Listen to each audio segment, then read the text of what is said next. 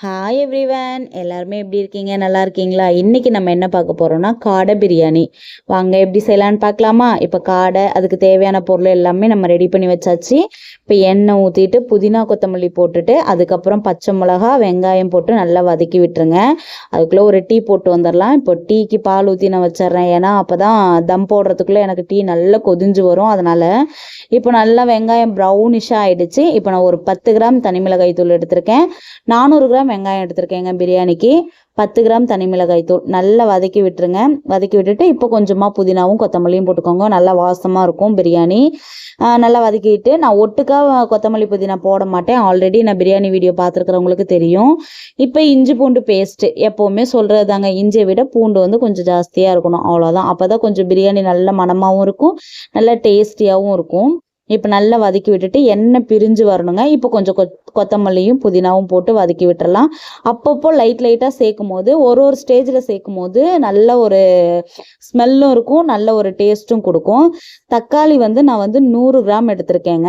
1 kilo biryani செய்ய போகிறேன், 100 gram எடுத்திருக்கேன்.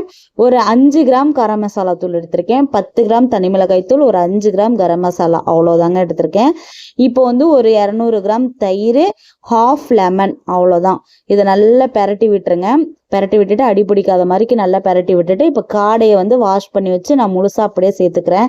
ஏன்னா இது ரொம்ப குட்டியாக இருக்கிறதுனால ஃபுல்லாக சேர்த்துட்டா கொஞ்சம் நல்லா பாயில் ஆகிட்டு வந்துடும் கண்டிப்பாக, இல்லைனா ரொம்ப பிஞ்சு பிஞ்சு வந்துடும். இப்போ வந்து நான் அந்த கப்பால் 1 கப்பால் 1.25 கப்புக்கு அரிசி போட்டிருக்கேன். அதனால் நான் வந்து 2 கப் அளவுக்கு தண்ணி ஊற்றிக்கிறேன். இப்போ வந்து உப்பு போட்டுக்கலாம். உப்பு போட்டுட்டு நல்லா கிண்டி விட்டுட்டு மூடி போட்டுடலாம். அது கொதியத்துக்குள்ளே நம்ம டீ குடிச்சிடலாம். கொஞ்சம் தலைவலியாக இருந்தது, சரி டீ குடிச்சிட்டே பண்ணிடலாம் அப்படின்னு சொல்லிட்டு இப்போ நல்லா கொதிஞ்சு வரட்டுங்க. இப்போ அரிசியெல்லாம் வந்துட்டு நம்ம ஒரு 10 நிமிஷம் ஊற வச்சு நான் எடுத்திருக்கேன். இப்போ அந்த 10 நிமிஷம் ஊறின அரிசியை நல்லா தண்ணி வடிகட்டிட்டு அதுக்கப்புறமா நம்ம சேர்த்து நல்லா கிண்டி விட்டுருங்க. நான் வந்து சீரக சம்பா அரிசி எடுத்திருக்கேன். பாஸ்மதி ரைஸ்லேயும் செய்யலாம், நல்லா தான் வருங்க. எனக்கு வந்து சீரக சம்பா ரைஸ் தான் ரொம்ப பிடிக்கும். பாஸ்மதி ரைஸ்னால் கொஞ்சம் வடி பிரியாணி போட்டால் இன்னும் நல்லாயிருக்கும்.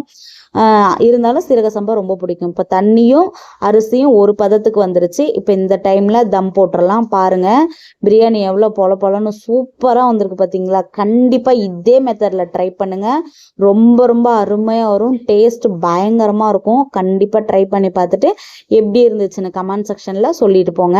அப்புறம் நம்மளுக்கு தேவையான 65யும் பொரிச்சு எடுத்துக்கலாம். இந்த மாதிரியான குக்கிங் வீடியோஸ் அண்ட் பியூட்டி வீடியோஸ்க்காக நம்மளோட சேனலை லைக் பண்ணுங்கள், ஷேர் பண்ணுங்கள், கமெண்ட் பண்ணுங்க, அப்புறம் சப்ஸ்கிரைப் பண்ணுங்க. வாங்க சாப்பிடலாம். பாய்.